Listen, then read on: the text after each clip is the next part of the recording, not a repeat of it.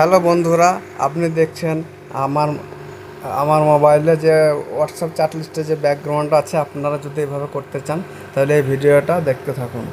এই যে হোয়াটসঅ্যাপ খুলবেন, হোয়াটসঅ্যাপ খোলার পরে ডান দিকে উপরে থ্রি ডট আইকন আছে, এখানে ক্লিক করবেন। ক্লিক করার পরে সেটিংয়ে ক্লিক করবেন।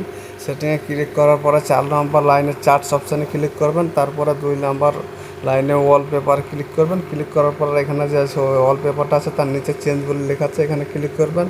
ক্লিক করার পরে এই যে 4 রকমের অপশান আছে, আপনি ব্রাইটেন নিতে চাইলে ব্রাইটেন নিতে পারবেন।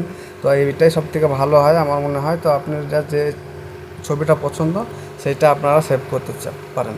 তো আমার এই যে এইটা পছন্দ মাঝখানেরটা, তো এখানে আমার সেট ওয়ালপেপার এখানে সেভ করে দিলাম।